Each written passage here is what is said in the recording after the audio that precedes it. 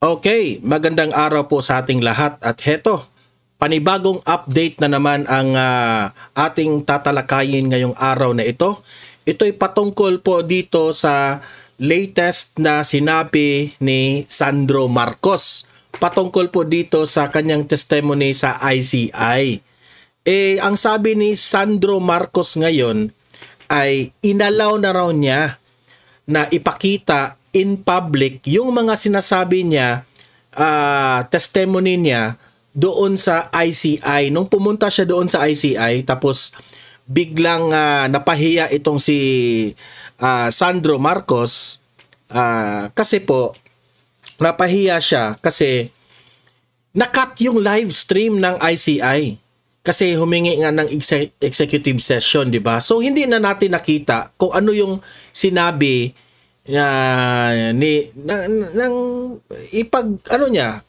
ipaglaban niya ang kanyang sarili doon sa akusasyon ni Zaldico, di ba?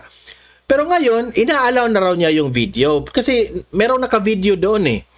Okay? Pero inaalaw na niya pero hindi na live. Okay? Parang ipinapakita ni Sandro Marcos na ito pinapayagan ko yung ICI na ipakita yung video o parang ganon. So nagmamayabang na naman si Charez Pempenko, di ba? Ano ba ito nangyari? Bakit nangyari yun? So parang nagmamayabang itong Charez na ito. Okay? Biglang nag-lag kasi. Okay? So mamaya ipapakita ko yan at i-explain ko gaano kasablay itong si Charez Sandro Marcos. Okay? Pangalawa na ating pag-uusapan ay ito ngang si Senior Associate Justice Leonen. No? Ang Supreme Court po nagsalita na, especially itong si Justice Leonen, na yung ginagawa ni Bongbong Marcos sa national budget ng Pilipinas, this is unconstitutional. At i-explain natin yan mamaya ha. Ano ang ibig sabihin ni Senior Justice Leone na unconstitutional po yung ginagawa ni Bongbong Marcos. Okay? Kasi si Bongbong Marcos hindi umamin na may pagkakamali siya dito sa korupsyon na ito ng ating bansa sa flood control anomaly. Nabanggit na nga yung pangalan niya dito kay Zaldico. Pero alam nyo naman ang judicial branch ng Pilipinas, kasi tatlo yan executive branch, yung opisina ng presidente, itong tinatawag natin na legislative branch na composed of sa Congress at dito sa Senado.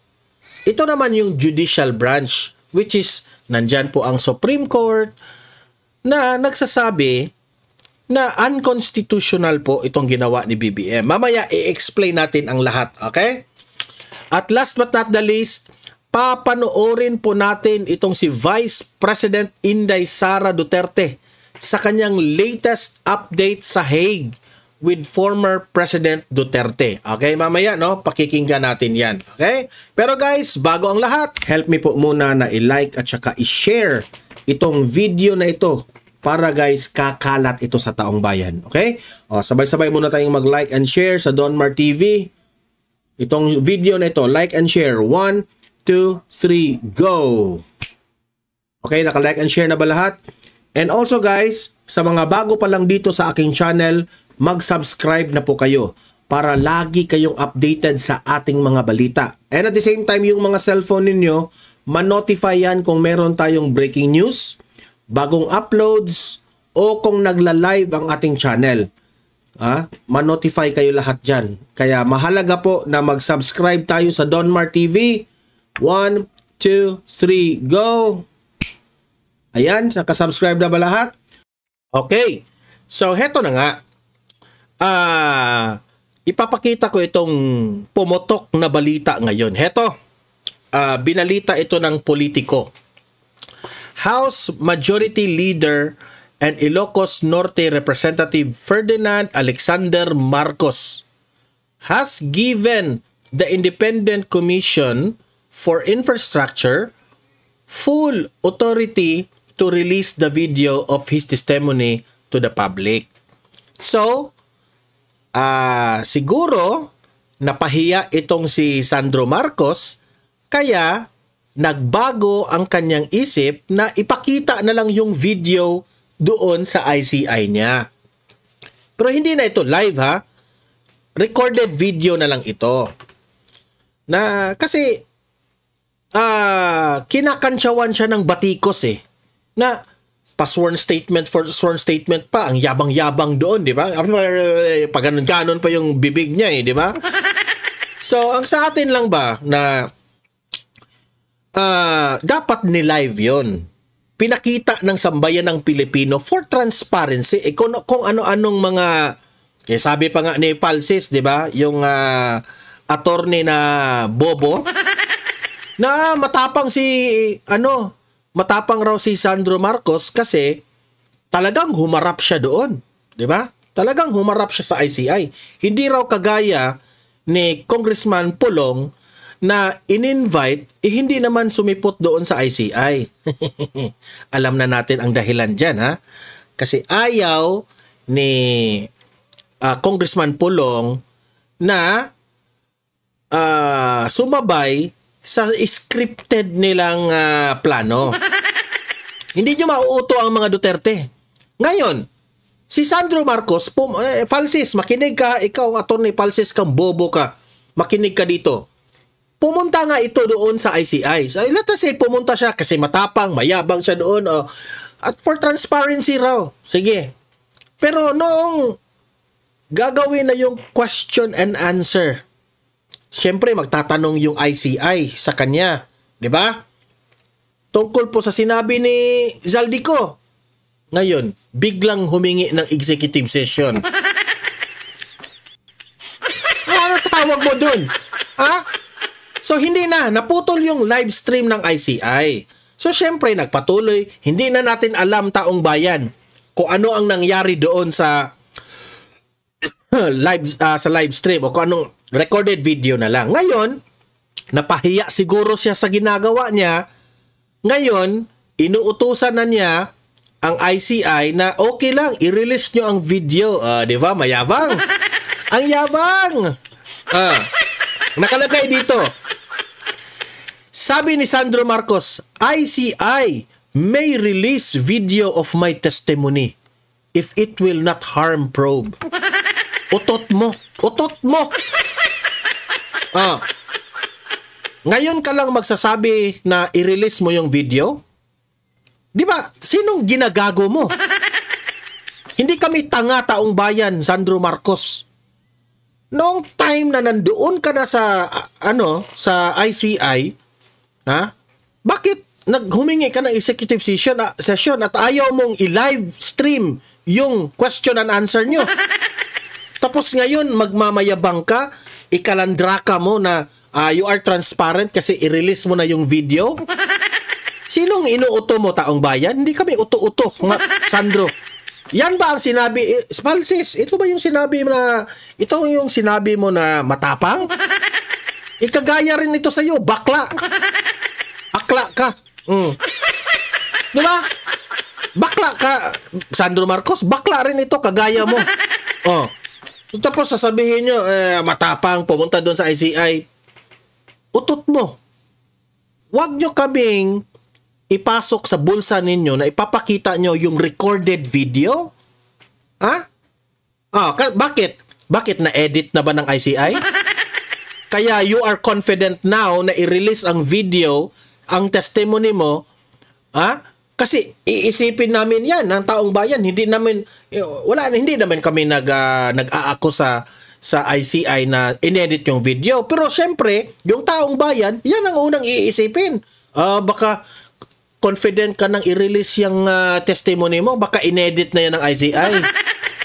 Boo! Boo! Tapos, eto pa yung matapang para sa'yo, Falsis? Hindi. Kagaya rin ito sa'yo, bakla. Bakla ka. Kagaya rin ito.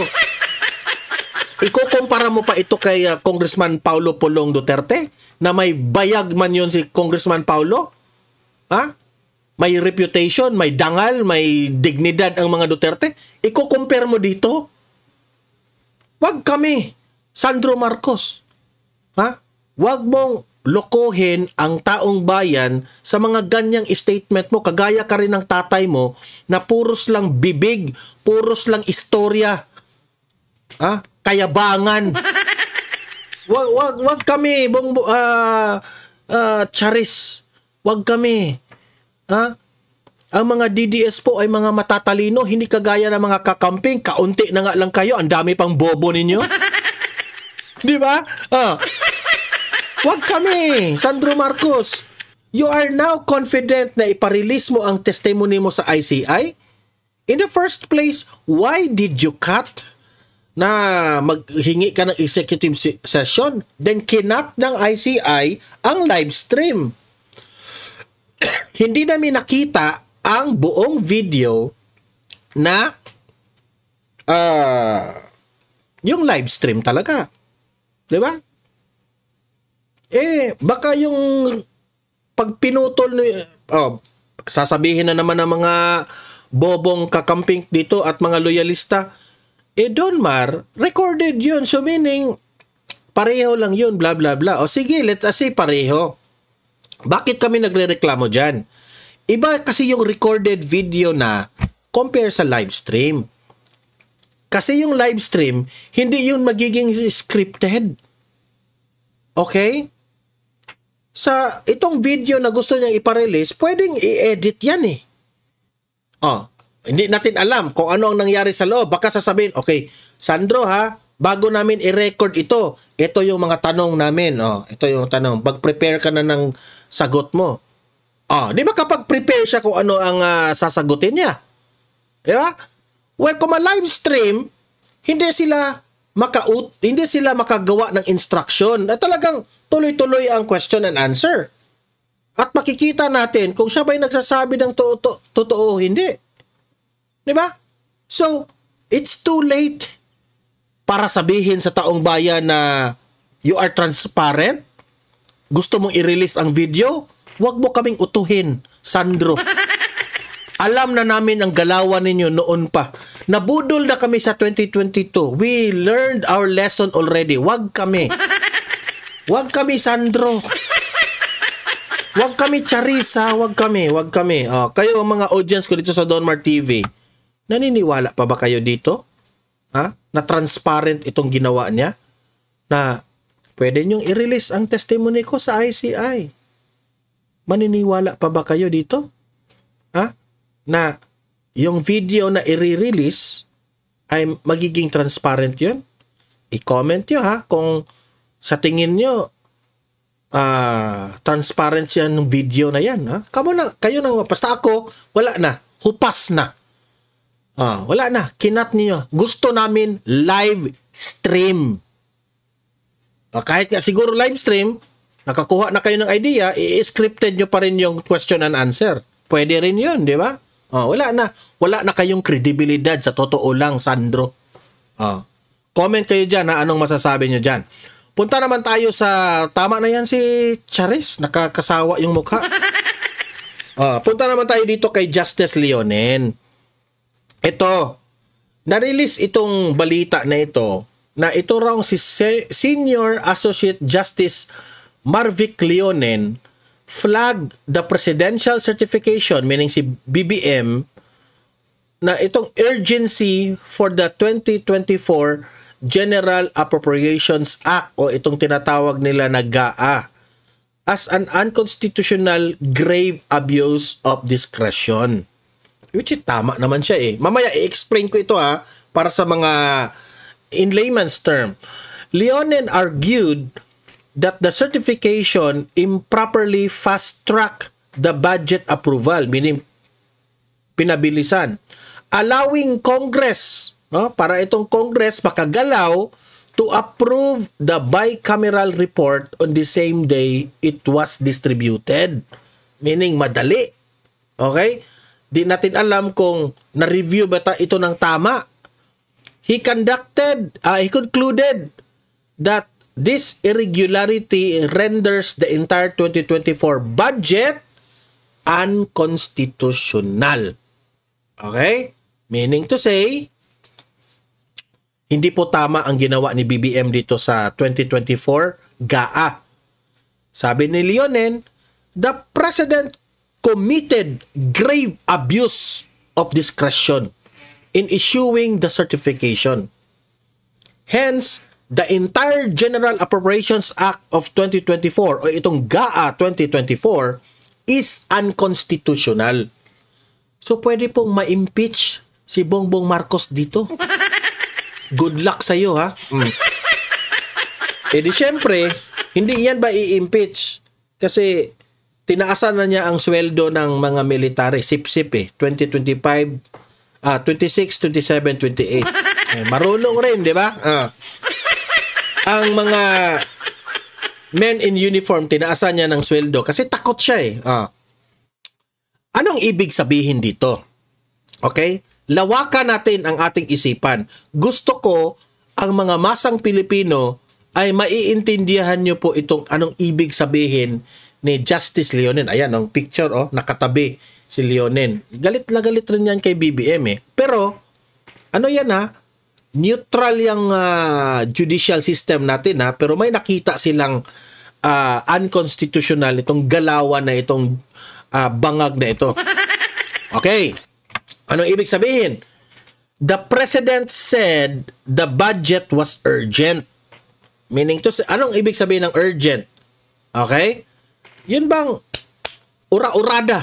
Okay? Ginamit niya ito ni Tatay Digong nung panahon ng pandemic na urgent yung mga yung mga motion patungkol po sa mga budget kasi nga yung pandemic hindi po yun inaasahan, emergency yun. So may karapatan na gawing urgent yung mga galawan ni FPRRD at that time sa pandemic kasi hindi pa natin alam kung what kind of virus is this and the people are dying already and di ba? So emergency. Pero ito, hindi naman to emergency itong kabangag eh. Ano na ka-emergency dito? Siguro emergency sa kanya kasi wala ng pulburon. Ngayon, sabi dito, normally, Congress must pass a law through 3 separate readings on different days. 3 separate days ha. So ibang-ibang araw. So lawmakers have time to read, study, and debate it. So meaning, masuring debate bago maaprubahan ang mga budget. Okay? But, if the President says a bill is urgent, Congress is allowed to speed things up and do the last 2 steps on the same day. Diba?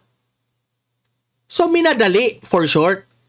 Kasi sinabihan ni BBM itong Kongreso na urgent ito. Itong ba? Urgent eh. Urgent. So, minamadali. So, wala nang time na makipagdebate itong instead na gagawing 3 araw, siguro ginawa na lang 1 araw. O 2 araw. Sige, bigyan na natin 2 araw. Pero, the fact remains na minamadali. Kasi, utos ng presidente, urgent ka rin. So, this one, kinonsidera ito na unconstitutional itong ginawa ni BBM. Bakit ka nag-urgent na alam mong walang emergency? Okay? Naliwanagan ba mga taong bayan? I-explain ko ito in layman's term. Ayan sinulat ko na yan para malaman nyo anong ibig sabihin ni Leonen. Leonen says this urgency wasn't real. Meaning to say, sinabi ng judicial system ng ating Pilipinas, ang Supreme Court na si Senior Associate Justice Leonen, na itong urgency na ito ni BBM ay rason. Meaning to say, ginawa niya, dito na natin makokonek na ikaw ba BBM? Kasabwat mo ang mga taga-Congress?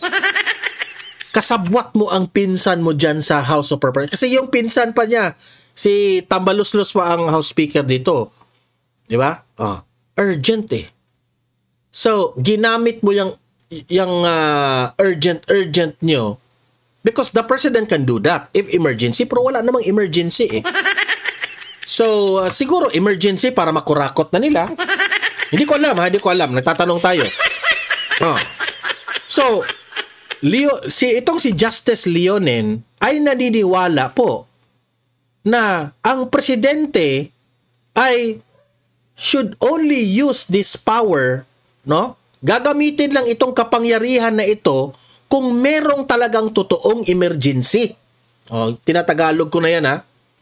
Like natural disaster or pandemic o kung merong crisis that requires immediate action. Kagaya ng ginawa ni Duterte noon, di ba?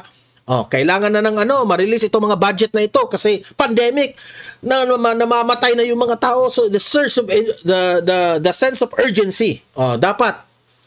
Pero ano ba ito? Wala namang bagyo at that time. Wala namang pandemic at that time. So anong ini-urgency mo, BBM? So this is unconstitutional. Yan ang ibig. Malinaw, di ba? Malinaw ang explanation natin. Okay? Pangatlo, because of this certification, Congress rushed the approval. So ang Congress, wala nang debate-debate. In-approve ka agad kasi presidente na nagsabi na urgent, na kahit walang emergency. Di ba? Bangag mag-isip. So, si Leonen ngayon ay pinoint out niya na ang label na urgent allowed Congress to approve the final budget on the same day. Tama yung analysis natin na instead na 3 araw, naging 1 araw na lang kasi gusto ng presidente madaliin ng walang rason. Siguro nagkurug-kurug na sa pera. Sabi ng iba, kleptomaniac eh. Kahit nga yung Bukana Bridge, gikawat pa ang credit grab pa. Pera na ito. Gusto ko na pera. Urgent. Pera. Ay, kukurakutin ko na ito. Urgent. Pera. Ganon siguro. Ito, nag-a-analyze lang ako baka ganon. Urgent eh. Na walang emergency. Nakakita ng pera. Pera. Emergency. Pera. Gusto ko ng pera. Ganon. Ganon ba, Mr. President? Urgency? Di ba? Malinaw. Dito sa Don Mar TV, ipapaliwanag ko talaga yan, nang naiintindihan natin. Okay? So, ayan. Same day, the bicameral report was handed out. Meaning, lawmakers barely may oras pa sila sana na basahin. Okay? At studihan yung patungkol sa budget properly. Pero hindi na yan nagawa. Kasi gumano na yung presidente. Pera. Urgency. Urgency, ha? Dahil sa urgency na yan, urgency rin yung corruption. Urgency rin yung mga congressman na mga buhaya. Na urgency rin yung yung budget ng Pilipinas. Okay? So, to him, this defeat the purpose of proper checks, debate, and transparency. Dahil sa kabalbalan ng desisyon ni BBM na urgency, okay? Nadamay patuloy na hindi na check ng mabuti, hindi na dumaan ng debate, wala ng transparency. Okay? So, ang konklusyon ni Senior Associate Justice Leonen dito sa ginawa ni BBM sa 2024 budget is invalid. This is invalid. Okay?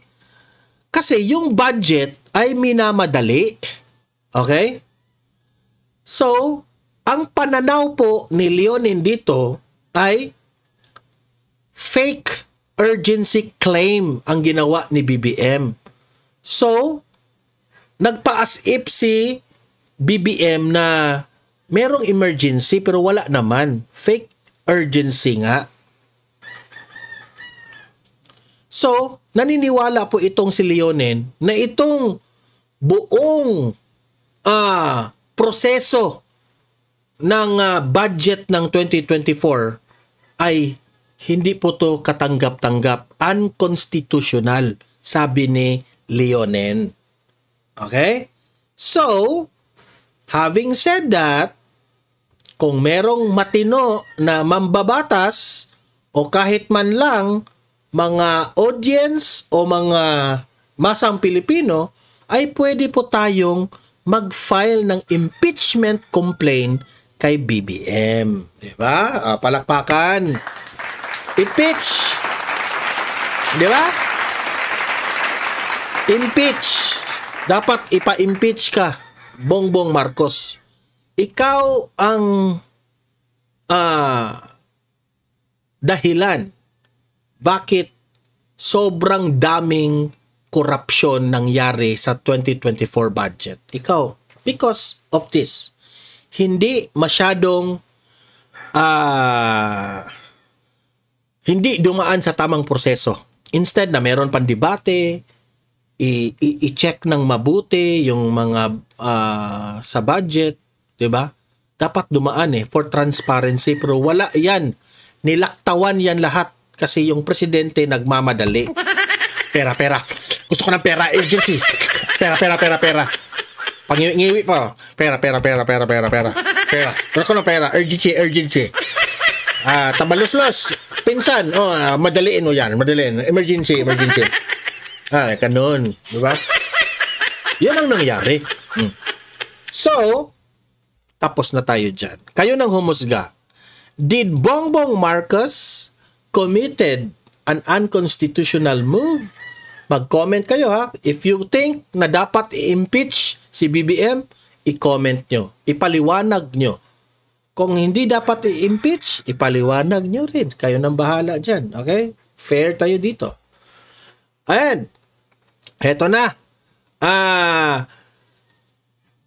Papanoorin po natin ang latest video update ni Vice President Inday Sara Duterte sa Hague ngayon. Okay? What is and what happened sa bisita niya kay FPRRD sa Hague. Okay? Ito po, panoorin natin at makinig tayo kay VP Sara, magre-react tayo. Okay, ano man siya pulis diri? Gani kog police. Good afternoon, Vice President Inday Sara Duterte. Good afternoon. Mag-interview sa tagal. Ayan yung aming Vice President, fresh na fresh. Hindi kagaya ni Robredo, pagod na yung mata. Totoo, nakita ko yung picture niya. Pagod na. Hindi kagaya ng skin ng First Lady na gutay-gutay na. Kunot-kunot na yung First Lady. Pasensya na ha. Kasi sobra kasing maganda yung aming Vice President na maging President this 2028 Sorry, maganda siya. Di ba? How are you today, ma'am? I'm okay. How's our visit today with the former president? Yes, okay lang naman yung bisita. It was a good day today. And we talked about the unconstitutionality of the transfer of the PhilHealth funds, 60 billion of it. And it was... Isa pa yan. Bangag na galawan ni BBM. yung PhilHealth na 60 billion na yan, gustong ipapasauli ng korte. Decided that it should be returned. That's correct. Yes, to PhilHealth. And then... we talked about the inauguration of... or the inauguration on Sabato. Inspection. Opening of the Davao Bucana Bridge. VP, what's the reaction of the former president and you yourself with respect to the unanimous decision of the Supreme Court 15-0 asking the government to return the funds to the PhilHealth Fund? Well, the Supreme Court is the final arbiter no, of legal cases in our country. And if they say that it is unconstitutional, then it is, and then it should be returned. Rightly so, because dapat ang pera ng PhilHealth ay binabalik or nire-reinvest. Ibig sabihin ni VP Sara, ha, final arbiter, final arbiter ang Supreme Court. Meaning to say, sundin nila yon. Kung sasabihin ng Supreme Court, isauli nyo ang 60 billion na yan na kinuha ninyo. Mga kawatan kayo. Wala naman ganong sabing kawatan. Tayo lang yun ng na ano lang tayo, na overexpress natin. Balik sa health programs ng ating bansa. VP Inday, earlier we talked about the Bukana Bridge, and you made mention that you're going to refer the situation with the former president. Ano po yung decision ni former president? Nag-ano lang ako kanina kung pwede ko ba kwento yung backstory ng Bukana Bridge, and then he said na okay lang naman. So ang nangyari dyan ay ang Bukana Bridge is kaparte ng buong coastal road ng Davao City. So hindi siya yung coastal road hindi siya makakatawid ng Bangkerohan River kung wala yung Bukana Bridge. At that time na mayor ako, may budget ang coastal road pero unfunded ang bridge. And it was made known at the time to... Kasi actually, no, itong bridge ng Bukana, this is, ngayon ko lang nalaman ito, na this is all funded by the Chinese government. China, okay? China. Ewan ko na lang, ha, natatawa nga ako eh. Ano na kaya yung argumento dito ni... Hinihintay natin yung argumento ni Auntie Claire Castro dito. Sabi siguro ni Auntie Claire Castro, ay, BBM, ang hirap mong ipaglaban. Mahihirapan na naman itong si Auntie Claire Castro na i-defend niya ito. It's either mahihirapan siya or magsisinungaling na lang siya. Pustahan tayo ngayong Lunes, di ba? Magpa-press con yan at itatanong yan ng media patungkol dyan sa Bukana na inangkin ni BBM itong Bukana na funded naman ito ng China. Hindi pa nagpapasalamat sa China. Ipipredict ko na yung sasabihin ni Attack Dog Castro. Ang sasabihin niya ganito, nagsisinungaling ang mga Duterte. Hindi yan funded sa China. Siya baka ganun ang sasabihin niya, ha? He will create story to make this bobong mga dilawan at mga loyalista, ha? Papapaniwalain na naman niya yan na ito yung nangyari. Hindi na makakuha ng credit ang mga Duterte sa istorya ni Castro. Magsisinungaling yan si Auntie Claire kasi wala na eh. Wala siyang lusot dito. Pahiya si BBM dito sa Bukana Bridge na ito. So, ang gagawin ni Castro, magsisinungaling na lang. He will create story na naman dito. His own version. Predict ko na yan, ha? Former President Duterte that the bridge is unfunded. At siya ay naghanap ng paraan para mabigyan ng pondo yung yung bridge. So noong nakahanap siya ng pondo ay sinimulan yung negotiations, sinimulan yung mga planning, lahat ng paperworks para doon sa bridge na yon ay sinimulan na. But ngayon nandiyan na yung bridge, so dapat nating pagpasalamatan para sa akin bilang isang Dabawenyo at syempre sa mga tiga Mindanao na din dahil nagbe-benefit din sila doon sa coastal road na yun, no? Traveling from south to north of Davao in the region. Nagpapasalamat kami kay dating Pangulong Rodrigo Duterte dahil hindi siya tumigil sa paghahanap ng pondo para doon sa tulay. Diba? At syempre, It's all because of former President Duterte. Bongbong Marcos, credit grabber ka. yung alam mo ba kung ano yung ambag mo dyan, Bongbong Marcos? Ha? Alam mo ba kung anong ambag mo? Tarpaulin. Yun lang ambag mo. Ay, nako. nagpapasalamat tayo sa People's Republic of China dahil buong-buo nila binigay yung entire cost ng tulay na iyon. So walang gastos ang City Government of Davao, walang gastos ang Pilipinas para tayo magkaroon ng bridge na yon. At napakahalaga ng bridge na yon dahil hindi mag-connect ang south to north kung wala yung bridge. What is your reaction, VP, with the statement of President Bongbong Marcos saying that this is one of the 4 legacy projects under his administration so far? Meaning to say, inangkin ni BBM. Ay, naku, itong bangag na ito.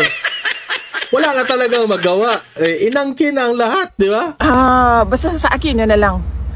Bilang Dabawenyo at bilang Mindanaon, nagpapasalamat ako kay dating Pangulong Rodrigo Duterte. Dahil ang totoo talaga niyan, alam niya at the time yung problema. Piniprevent na ni VP Sara na magkomentaryo doon sa sinabi ni BBM. Kasi wala namang tama talaga doon sa sinabi ni BBM.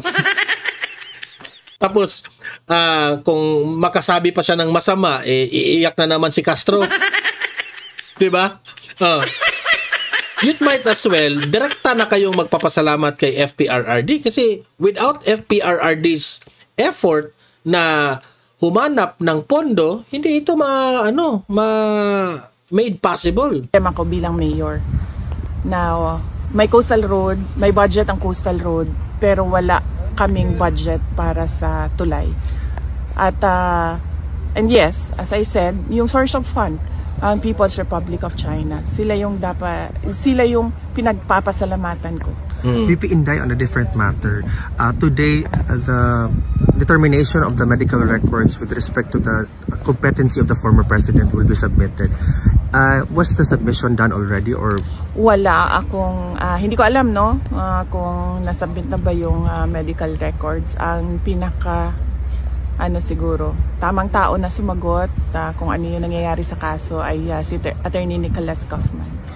VP, is there something that the former president wishes to relay or perhaps you want to relay to the Filipino people now na malapit na po ang Pasko? Malungkot ang Pasko natin dahil hindi natin gusto ang mga nangyayari sa ating bansa, lalong-lalo na yung mga iskandalo sa korupsyon at yung pag-aabuso sa posisyon at mga opisina ng gobyerno. Pero kailangan natin maging matatag.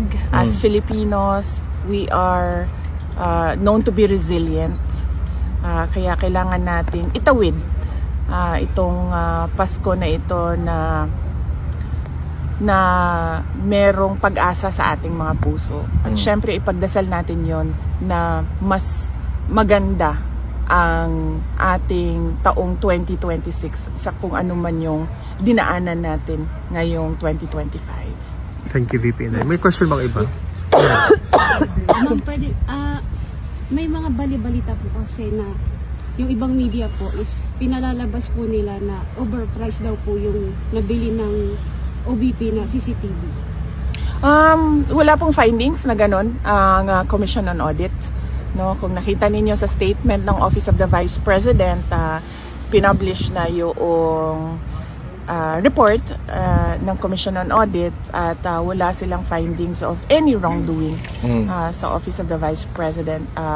In fact, meron silang binigay na unqualified opinion doon sa opisina ng Office of the Vice President. At kailangan ko pasalamatan doon yung mga kasamahan ko sa Office of the Vice President kasi sila talaga yung ako lang yung muka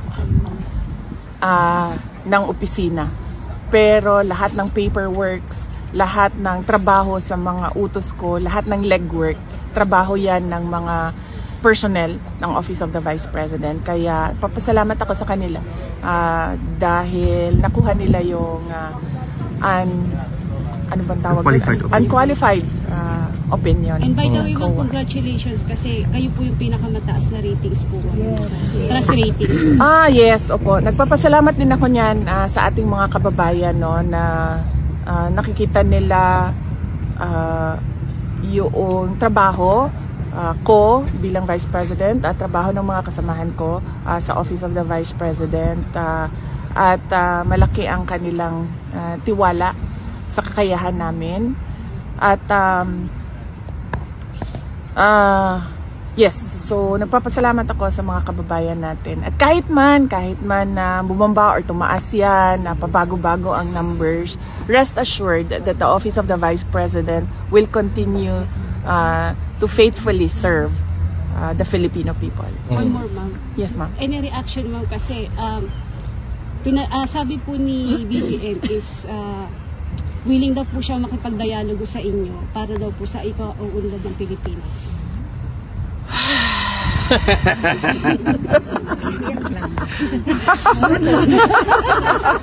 Ora to. Okay. May iba Yun lang ang comment niya. bang question, guys? Sige, go ahead. Ma'am, ano pong masasabi niyo kay Sandro Marcos na siya itinagawin pork barricade?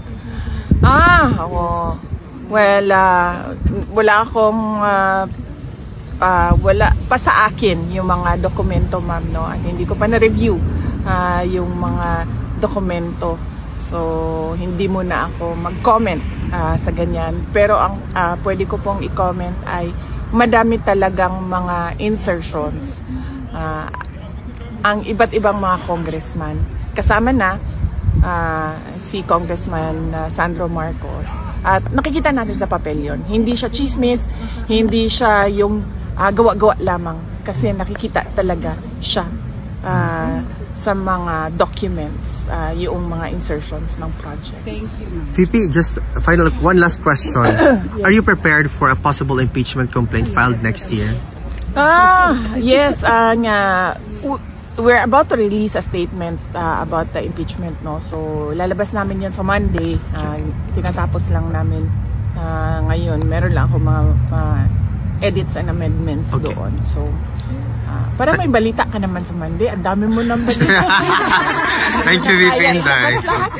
VP, are you okay for a photo ops? Yeah. Individual na lang. Individual. Para mabilis. Sige, dito tayo mag-start, ma'am. Thank you. Thank you, ma'am. Okay, so yun po in-explain na po ni VP Sara na si former President Duterte talaga ang pinakamalaking ambag dyan sa Bocana Bridge. Okay, so hindi po si BBM. Walang ambag si BBM. Meron palang ambag, yung tarpaulin lang. Ang ganda ng pagkagawa ng tarpaulin.